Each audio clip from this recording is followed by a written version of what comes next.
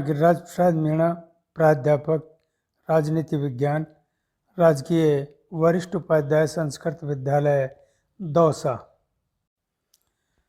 स्वतंत्र भारत में राजनीति के अंतर्गत हम अध्याय 9 में अध्ययन कर रहे हैं, जो आपके कक्षा 12 की सिलेबस का यह अंतिम पाठ भी है, जिसमें भारतीय राजनीति नए बदलाव इसके बारे में इसके अंतर्गत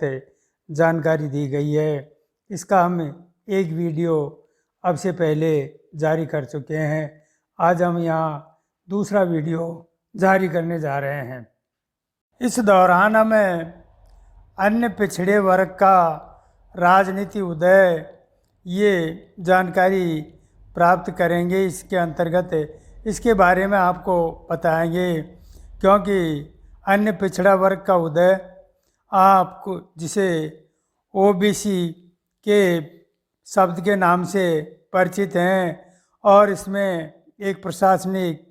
कोटि अन्य पिछड़ा वर्ग अथवा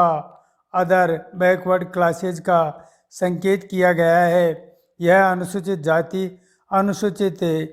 जनजातियों के से अलग एक कोटि है, और जिसमें शैक्षणिक और सामाजिक रूप से पिछड़े समुदाय की गणना की जाती है। इस समुदाय को पिछड़ा वर्ग भी कहा जाता है, जो हमने छठे अध्याय में इसके बारे में जानकारी प्राप्त कर चुके हैं। पिछड़ी जातियों के अनेक तबके कांग्रेस से दूर जा रहे थे, उनमें कांग्रेस के लिए समर्थन कम होता जा रहा था। ऐसी स्थिति में गैर कांग्रेसी दलों के लिए एक जगह पैदा हुई, और इन दलों ने इसका समर्थन हासिल किया, और गैर कांग्रेसी दलों के राजनीतिक अभ्युदय की अभिव्यक्ति 1977 की जनता पार्टी की सरकार के रूप में हुई, और भारतीय क्रांतिकारी दल संयुक्त सोशलिस्ट पार्टी का ग्रामीण इलाके के अन्य पिछड़े वर्ग में ताकतवर जन आधार बना, जिसके परिणाम स्वरूप इसे मंडल 1980 के जो दशक था उसमें अन्य पिछड़ा वर्गों के बीच लोकप्रियता एक ऐसी राजनीतिक समूह का दल एकजुट किया, और राष्ट्रीय मोर्चे की सरकार ने मंडल आयोग की सिफारिशों को लागू करने का फैसला किया। अन्य पिछड़े वर्ग की राजनीति को सुसंगठित रूप से मदद देने के लिए नौकरियों में आरक्षण के सवाल पर बहुत तीखे वाद विवाद हुए। इन विवादों से अन्य पिछड़ा वर्ग अपनी पहचान को लेकर ज़्यादा मजबूत हो गया, सचेत हो गया, और सारे उस तबके के जो लोग थे वो लामबंद हुए, और उन्हें इसका फायदा हुआ। इससे अनेक पार्टियां आगे आई, जिन्होंने रोजगार और शिक्षा के क्षेत्र में अन्य पिछड़े वर्ग को बेहतर अवसर उपलब्ध कराने की मांग की, और इसी के परिणामस्वरूप भारतीय समाज में अन्य पिछड़े वर्ग का एक बड़ा हिस्सा है। इसे देखते हुए अन्य पिछड़े वर्ग का शासन में समुचित प्रतिनिधित्व और सत्ता में समुचित मौजूदगी करना लोकतंत्र का एक महत्वपूर्ण कदम था, जिसी के आधार पर जो मंडल आयोग था, और इस मंडल आयोग को बीपी सिंह ने बनाया था। अब इसको 1980 के दशक में दलित जातियों के राजनीतिक संगठनों का उभार हुआ, और 1978 में बैकवर्ड एंड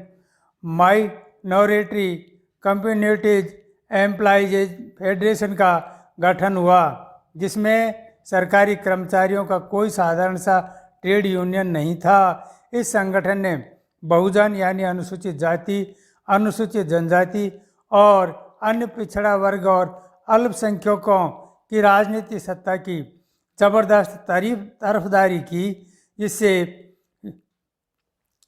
इसी से परवर्ती विकास, दलित शोषित समाज संघर्ष समिति और बहुजन समाज पार्टी का उदय हुआ। और इसमें कांशीराम ने बहुजन समाज पार्टी बसपा अपने शुरुआती दौर में एक छोटी पार्टी थी, जो पंजाब, हरियाणा और उत्तर प्रदेश के दलित मतदाताओं का समर्थन हासिल था, लेकिन 1989 और 1991 के जो चुनाव हुए, इस पार्टी में उत्तर प्रदेश में काफ़ी सफलता मिली और आज़ाद भारत में यह पहला मौका था जब कोई राजनीतिक दल मुख्यतः दलित मतदाताओं के समर्थन के बूते पर राजनीति सफलता हासिल कर ले। कांशीराम के नेतृत्व में बसपा ने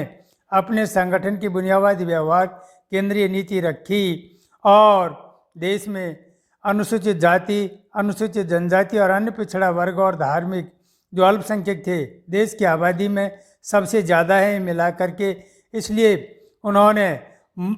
एक मजबूत राजनीतिक ताकत का रूप ले सकते हैं। बसपा के आत्मविश्वास को इस तथ्य का बड़ा बल मिला और इसी के बाद बसपा राज्य में एक बड़ी राजनीतिक ताकत के रूप में उत्तर प्रदेश में उभरी। वहाँ ज़्यादा दफ़े यहाँ सरकार बनाई। इसी पार्टी का सबसे ज़्यादा समर्थन दलित मतदाता करते थे और दलित मतदाताओं ने ही भारत के कई हिस्सों में दलित राजनीतिक और अन्य पिछड़े वर्ग की राजनीति स्वतंत्रता और भारत के दोनों बीचों में, दोनों क्षेत्रों में कई अक्सर प्रतिस्पर्धा चलती रही, जिसके परिणाम स्वरूप वहाँ अनेक स्थितियाँ बनी और उसके बाद में हमारी जो भारतीय राजनीति थी उसमें सांप्रदायिकता, धर्मनिरपेक्षता और लोकतंत्र ये भी कुछ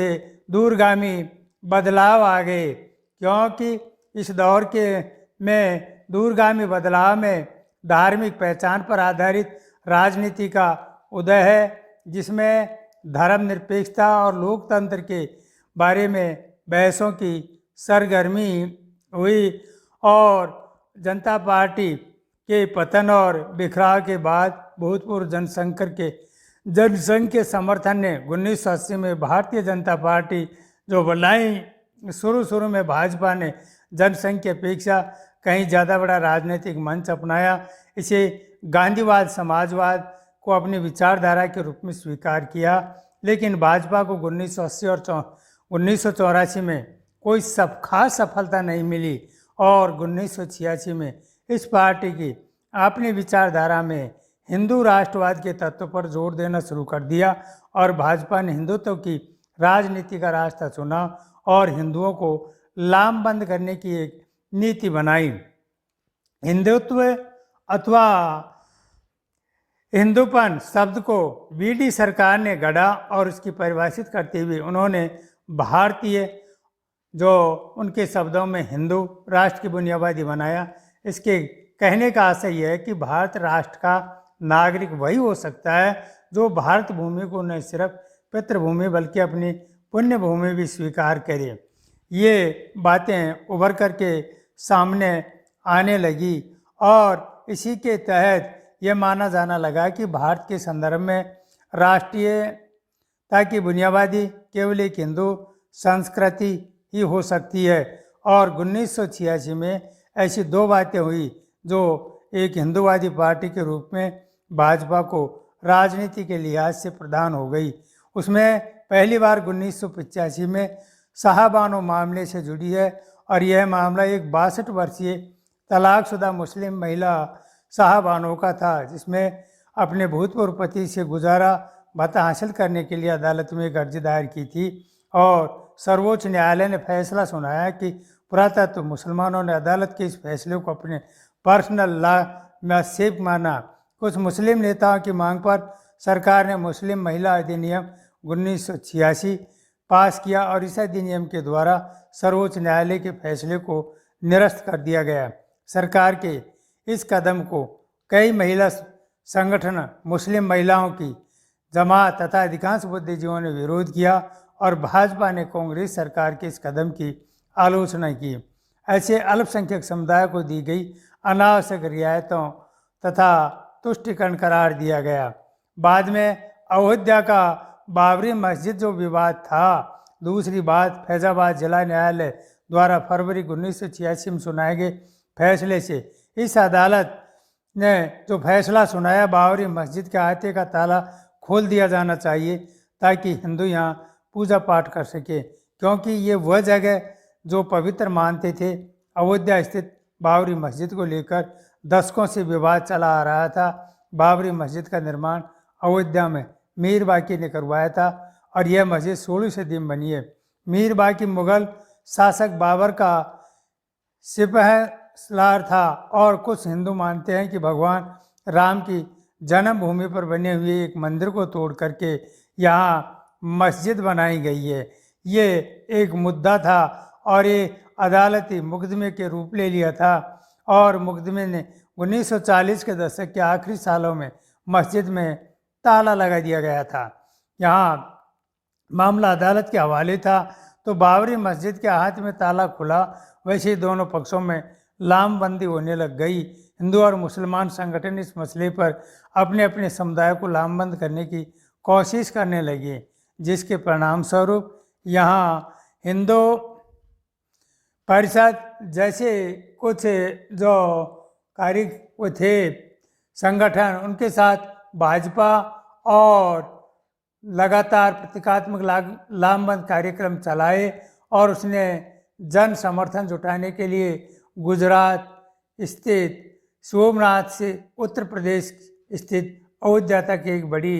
रथ यात्रा निकाली। इसका बाद में जो राम मंदिर के निर्माण का जो समर्थन कर रहे थे, उन्होंने 1992 में दिसंबर में एक कार सेवा का आयोजन हुआ, जिसके अंतर्गत राम भक्तों से आह्वान किया गया कि वो राम मंदिर के निर्माण का में श्रमदान करें और पूरे देश में मामला तनावपूर्ण हो गया। अयोध्या में यह तनाव अपने चरम पर था। ऐसी स्थिति में सर्वोच्च न्यायालय ने राज्य सरकार को आदेश दिया कि वह विवादित स्थल की सुरक्षा का पूरा इंतजाम करे। 6 दिसंबर 1992 को देश के विभिन्न भागों से लोग आ जुटे हुए इन लोगों ने मस्जिद को गिरा दिया। मस्जिद के विध्वंस की खबर से देश के कई भागों में हिंदू और मुसलमानों के बीच झड़पें हुई और 1993 के जनवरी में एक बार फिर मुंबई में हिंसा भड़की और अगले 2 हफ्ते तक ये हिंसा जारी रही। इस प्रकार की घटनाएं घटती रही और अयोध्या की ये घटना से कई बदलाव आए। उत्तर प्रदेश में जो सत्तासीन भाजपा की राज्य सरकार को केंद्र ने बर्खास्त कर दिया। इसके साथ ही दूसरे राज्यों में जहां भाजपा की सरकार थी, राष्ट्रपति शासन लागू कर दिया गया। उत्तर प्रदेश के मुख्यमंत्री ने इस बात का हलफनामा दिया कि विवादित ढांचे की रक्षा की जाएगी, इसलिए सर्वोच्च न्यायालय में उसके खिलाफ अदालत को अवमानना का मुकदमा दायर हुआ। भाजपा के आधिकारिक तौर पर अयोध्या की घटना पर अफसोस जताया और केंद्र ने एक जांच आयोग नियुक्त कर दिया और जांच करने के लिए कहा। परिणत मस्जिद के विध्वंस के रूप में हुई और अधिकतर राजनीतिक दलों ने मस्जिद के ध्वंस की निंदा की और धर्मनिरपेक्षता के सिद्धांत के विरुद्ध बताया। इस प्रकार से देश के बंटवारे के तुरंत बाद जो उभरे स्थितियां पनपी थी, वो बंटवारे के समय देश के सामने सवाल था, क्या भारत एक ऐसा देश बनने जा रहा है जहां बहुसंख्यक धार्मिक समुदाय का अल्पसंख्यकों पर दबदबा कायम होगा। जो व्यक्ति चाहे किसी भी धर्म का हो, भारत में उसे समान रूप से कानून की सुरक्षा तथा बराबरी नागरिक अधिकार दिए जाएंगे। बाबरी मस्जिद के ध्वंस के बाद देश में यह सवाल एक बार फिर उभर कर सामने आने लगा। इस प्रकार से इस अवधि के तहत चुनावी उद्देश्य के लिए धार्मिक भावनाओं का इस्तेमाल किया गया और भारत की लोकतांत्रिक राजनीति इस कायदे पर आधारित है कि सभी धार्मिक समुदाय किसी भी पार्टी में शामिल हों, स्वतंत्र हैं, लेकिन कोई भी राजनीतिक दल धार्मिक समुदाय पर आधारित दल नहीं होगा और सांप्रदायिक सौहार्द से इस लोकतंत्र माहौल को 1984 के बाद एक दफ़ा चुनौती का सामना करना पड़ा और 1984 के सिख विरोधी दंगों ठीक हुआ था। उसी के तहत 2002 के फरवरी मार्च में गुजरात के मुसलमानों के विरुद्ध हिंसा भड़की थी। अल्पसंख्यक समुदाय के खिलाफ ऐसे और भी 2 समुदायों के बीच हिंसक टकराव हुए जो लोकतंत्र के लिए खतरा था। अब गुजरात के दंगे क्या थे? अब 2002 में फरवरी मार्च में गुजरात में बड़े पैमाने पर हिंसा हुई गोधरा स्टेशन पर घटी एक घटना है जो हिंसा का तात्कालिक उकसावा साबित हुआ। अयोध्या की ओर से आ रही एक ट्रेन के बोगी कार सेवकों से भरी हुई थी और इसमें आग लग गई। 57 व्यक्ति इस आग में जल मर गए थे और संदेह किया गया कि बोगी में आए आग मुसलमानों ने लगाई है। अगले ही दिन गुजरात के कई भागों में मुसलमानों के साथ में विभिन्न प्रकार की घटनाएं घटित होने लगी